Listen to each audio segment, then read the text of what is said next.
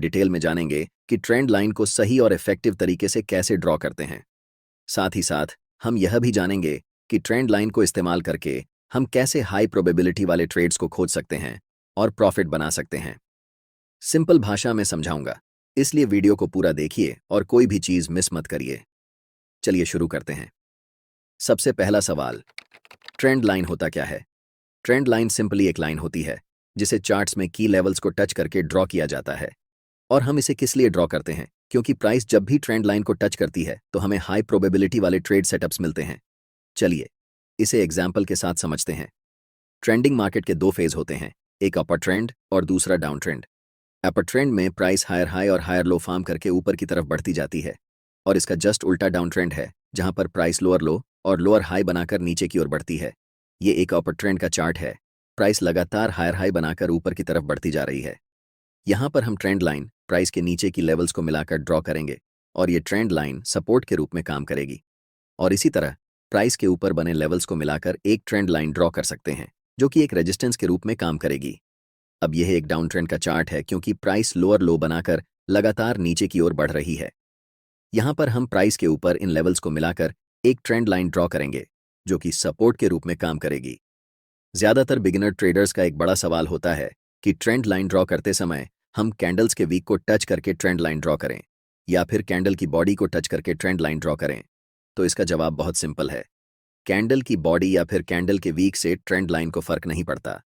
सबसे ज्यादा इंपॉर्टेंट बात यह है कि ट्रेंड लाइन ड्रॉ करते समय जितने ज्यादा टच पॉइंट्स होंगे उतनी ही ज्यादा वैलिड और स्ट्रॉन्ग ट्रेंड लाइन कहलाएगी। ऐसे में कहीं वीक टच हो सकता है तो कहीं बॉडी टच हो सकती है या कहीं पर थोड़ा सा डिस्टेंस भी बच सकता है। ऐसा इसीलिए क्योंकि ट्रेंड लाइन सिर्फ एक लाइन नहीं है, ट्रेंड लाइन एक जोन या फिर एरिया की तरह काम करती है। कोई भी ट्रेंड लाइन ड्रॉ करते समय आपको यह ध्यान रखना होगा कि ट्रेंड लाइन कम से कम 3 की पॉइंट्स को परफेक्टली टच करती हो। उम्मीद है कि आप समझ गए होंगे कि ट्रेंड लाइन को ड्रॉ करने का सही और इफेक्टिव तरीका क्या है। अब हम आते हैं दूसरे मोस्ट इंपॉर्टेंट सवाल पर कि ट्रेंड लाइन को इस्तेमाल करके कैसे हम हाई प्रोबेबिलिटी वाले ट्रेड सेटअप्स को खोज सकते हैं और प्रॉफिट बना सकते हैं। चलिए समझते हैं। ट्रेंड लाइन के साथ ट्रेड करने के दो मोस्ट इफेक्टिव तरीके होते हैं। पहला, कंटिन्यूअस पैटर्न के साथ ट्रेड करना। यहां आपको दिख रहा है कि प्राइस एक स्ट्रॉन्ग अप ट्रेंड में है, इसलिए इसके नीचे एक ट्रेंड लाइन ड्रॉ कर सकते हैं। अब जब भी प्राइस दोबारा इस लेवल को टच करेगा तो यहां से रिवर्सल के चांसेस होते हैं। जैसे ही कोई स्ट्रॉन्ग रिवर्सल कैंडल बनता है, हम यहां लाइन के नीचे अपना स्टॉप लॉस रखकर एक बाय पोजीशन बना सकते हैं। नेक्स्ट एग्जांपल डाउन ट्रेंड में देखते हैं।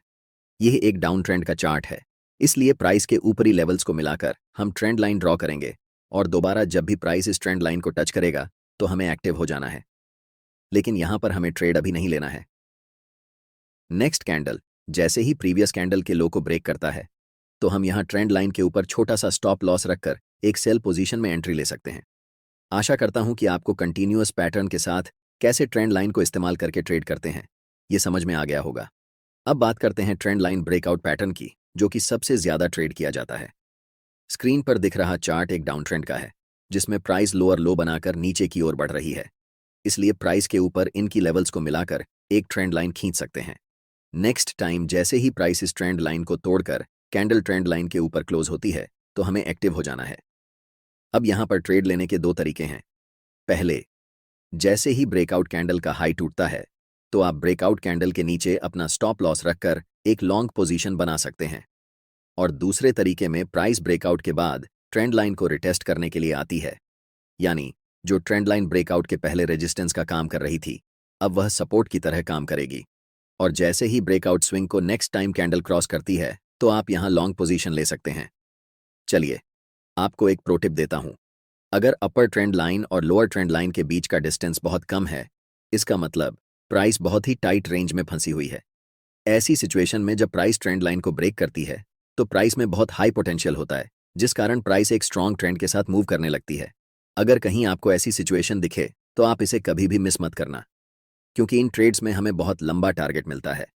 और अब जो हम आपको बताने वाले हैं वह सबसे ज्यादा इंपॉर्टेंट चीज होने वाली है, क्योंकि इसका इस्तेमाल सिर्फ बड़े ट्रेडर्स और इंस्टीट्यूशंस ही करते हैं।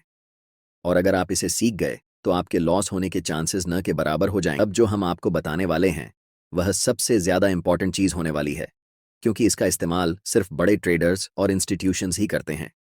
और अगर आप इसे सीख गए तो आपके लॉस होने के चांसेस न के बराबर हो जाएंगे, जिसे कहते हैं मल्टी टाइम फ्रेम एनालिसिस। अब घबराइए मत, चलिए आसान भाषा में समझते हैं।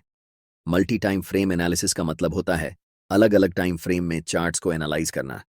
एग्जाम्पल के साथ समझते हैं। ये निफ्टी 50 का 1 डे टाइम फ्रेम का चार्ट है। प्राइस हायर हाई बनाकर ऊपर की ओर बढ़ती जा रही है, जिसका मतलब है कि यहाँ प्राइस अपर ट्रेंड में है, इसलिए ट्रेंड लाइन प्राइस के नीचे ड्रॉ करेंगे। जब प्राइस ऊपर वाली ट्रेंड लाइन से टकराती है तो प्राइस रिवर्स हो जाती है और नीचे की ओर बढ़ती जाती है। और जब इसी चार्ट को हम छोटे टाइम फ्रेम पर देखेंगे तो ये डीप डाउन ट्रेंड जैसा नजर आता है। इस डाउन ट्रेंड के ऊपर एक ट्रेंड लाइन ड्रॉ करके हम वेट करेंगे कि कब इस ट्रेंड लाइन का ब्रेकआउट होगा।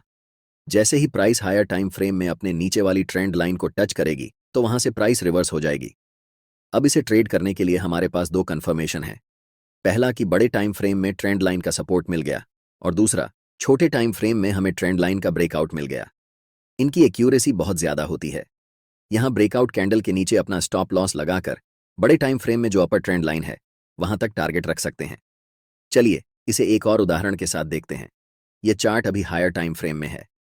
प्राइस लोअर लो और लोअर हाई बनाकर नीचे की ओर बढ़ रही है, इसलिए हम प्राइस के ऊपर और प्राइस के नीचे दोनों जगह ट्रेंड लाइन ड्रॉ करेंगे।